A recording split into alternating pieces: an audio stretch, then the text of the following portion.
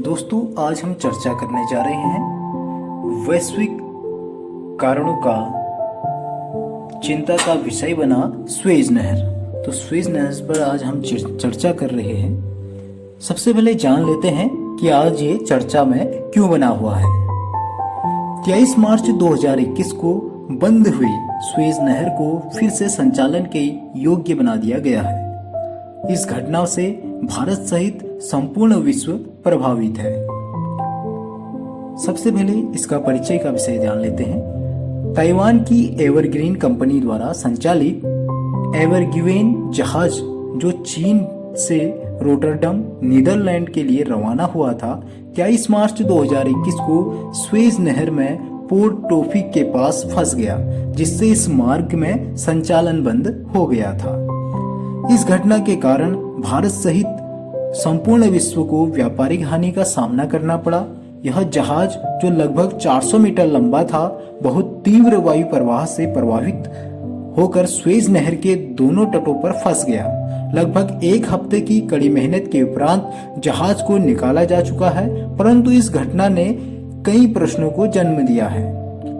जहाज एवरग्रीन विषय में देखिए, इसका निर्माण 2018 में किया गया था। जहाज एवरगिवेन यह ताइवानी कंपनी एवरग्रीन मरीन द्वारा संचालित होती है। यह लगभग 400 मीटर लंबी है। इस जहाज का संचालन 25 सदस्यों का भारतीय चालक दल कर रहा है। स्वेज नहर के विषय में जान लेते हैं कुछ खास बातें। स्वेज नहर को 1869 में निर्मित किया गया था। इस नहर का मिस्र द्वारा 1956 में राष्ट्रीयकरण कर दिया गया। तब से यह मिस्र द्वारा शासित है। 2015 में इस नहर के उत्तरी हिस्से में 2 लेन वाटरवे का निर्माण किया गया, परंतु दक्षिणी हिस्सा अभी भी सिंगल लेन वाटरवे के से संचालित होता है। यह नहर लगभग 193 किलोमीटर लंबी है। यह नहर स्वेज के हस्तमुख से होकर अफ्रीका और एशिया को विभाजित करते हुए भूमध्य सागर को लाल सागर से जोड़ता है। पॉइंट नोट करिए दोस्तों, यह स्वेज नहर जो है इस्तमुस के होकर अफ्रीका और एशिया को विभाजित करते हुए भूमध्य सागर को लाल सागर से जोड़ता है। आगे चर्चा करते हैं स्वेज नहर के निर्माण से वर्तमान तक की स्थिति। औद्योगिकरण के उपरांत ब्रिटेन और फ्रांस जैसे देशों में उपनिवेशों को लेकर होड़ मची। सभी साम्राज्यवादी देश अपने अपने उपनिवेशों को विजित करने तथा उन पर नियंत्रित स्थापित करने के प्रयास में संलग्न हो गए। एक अमेरिकी इतिहासकार अल्फ्रेड टी महन ने एक सिद्धांत दिया, जिसमें उन्होंने बताया कि किसी देश की समुद्री ताकत उस देश के नियंत्रण को प्रभावित करेगी, तथा उन्होंने हिंद महासागर को सभी महासागरों की कुंजी बताया। उस समय दक्षिण और दक्षिण पूर्व एशिया पर ब्रिटेन तथा फ्रांस का उपनिवेश था। इन देशों में से दक्षिण एशिया तक आने के लिए 2 मार्ग थे। 2 मार्ग कौन कौन से थे, आइए उन पर भी चर्चा कर लेते हैं। पहला स्तर मार्ग यहाँ ऑटोमन साम्राज्य, रूस तथा अफगानिस्तान का संकट था, और दूसरा वाला जो था संपूर्ण अफ्रीका महाद्वीप के पार कर केप ऑफ गुड होप से होते हुए आने का मार्ग था। परंतु यह मार्ग समुद्री डाकुओं के संकटग्रस्त था और यहाँ से आने में समय भी अधिक लगता था। इस स्थिति में स्वेज नहर के निर्माण की आवश्यकता हुई। 1858 यानी कि 1858 में फर्डिनेंड डी लेप्से ने नहर के निर्माण के व्यक्त उद्देश्य के लिए स्वेज नहर कंपनी का गठन किया। इसमें फ्रांस, तुर्की, मिस्र के शेयर थे।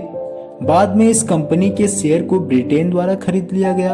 1859 में इस नहर का निर्माण आरंभ हुआ और यह नहर 99 वर्षों के लिए स्वेज नहर कंपनी को लीज पर दे दिया गया। 1869 में पहली बार यहाँ से नौवहन आरंभ हुआ। 1888 ईस्वी में इस अंतर्राष्ट्रीय उपसंधि के अनुसार यह नहर युद्ध और शांति 2 कालों में सब राष्ट्रों के जहाजों के लिए बिना रोक टोक समान परिवहन की अनुमति दी गई। इस समझौते के अनुसार कोई भी सेना नहीं रख सकता था। अंग्रेजों ने 1904 ईस्वी में संधि का उल्लंघन किया और यहाँ सेनाएं बैठा दी और उन्हीं राष्ट्रों के जहाजों के आने जाने की अनुमति दी गई जो युद्धतर नहीं थे। 1947 ईस्वी में स्वेज नहर, स्वेज कैनाल कंपनी और मिस्र सरकार के बीच यह निश्चय हुआ कि कंपनी के साथ 99 वर्ष का पट्टा पूर्ण हो जाने पर 1968 में इसका स्वामित्व मिस्र सरकार के हाथ आ जाएगा। 1954 ईस्वी में ब्रिटेन और मिस्र के मध्य एक अन्य समझौता हुआ जिसके अनुसार ब्रिटेन की सरकार कुछ शर्तों के साथ नहर से अपनी सेना हटा लेने पर राजी हो गई। 1956 में मिस्र ने इस लीज पूर्ण होने के पूर्व इस नहर का राष्ट्रीयकरण कर दिया। इसे ही स्वेज संकट के नाम से जाना जाता है। 1957 में ब्रिटेन, फ्रांस, इजराइल तथा मिस्र के युद्ध के कारण यह नहर 1 वर्ष तक बंद रही। 1967 में इजराइल तथा मिस्र के युद्ध के दौरान भी यह नहर 8 वर्षों के लिए बंद रही। इसके उपरांत यह नहर राजनीतिक कारणों से बंद नहीं रही।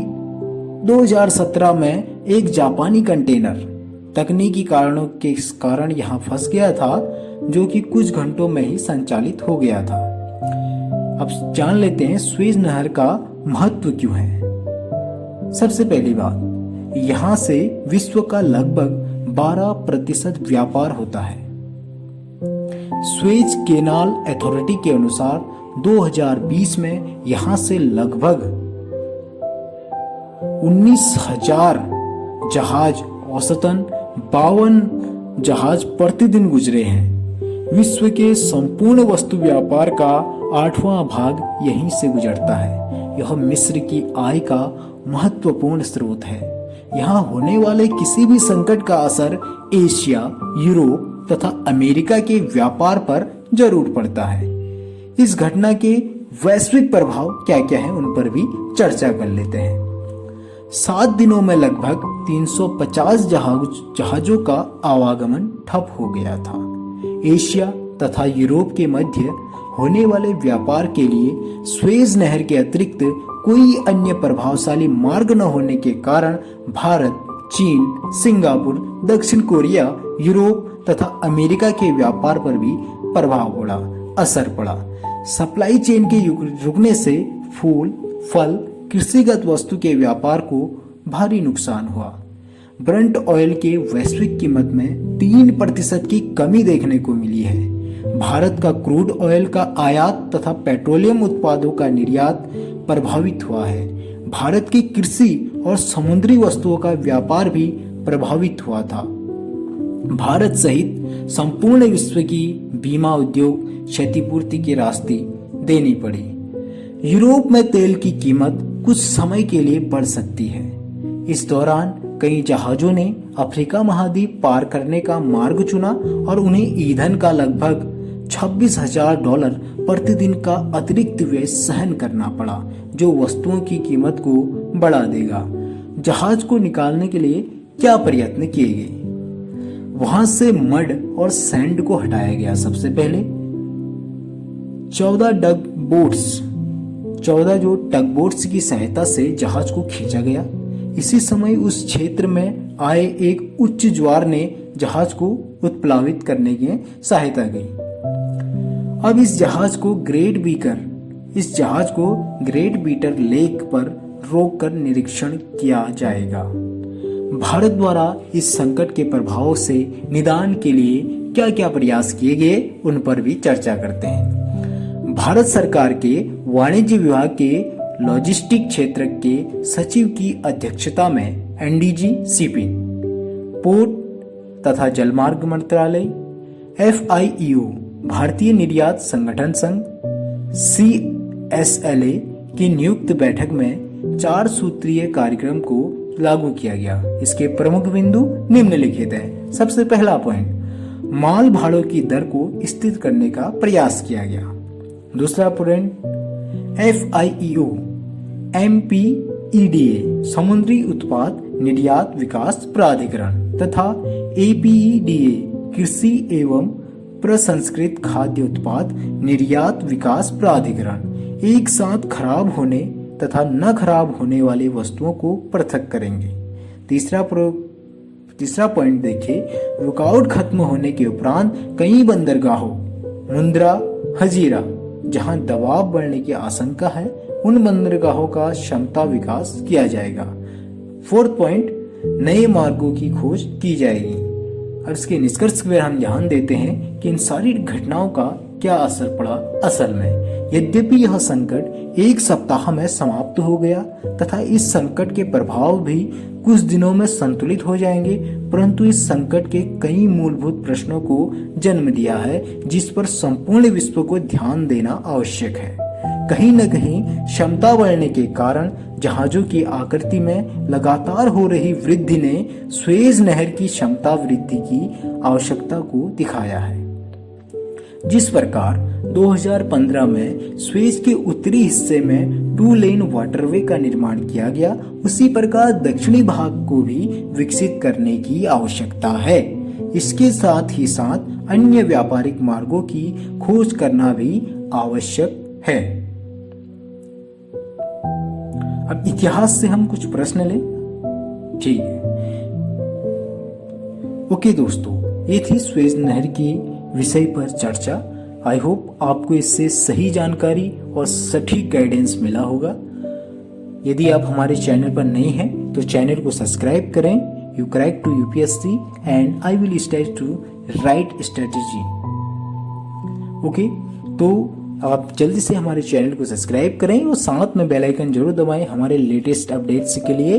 DCA daily current affairs UPSC.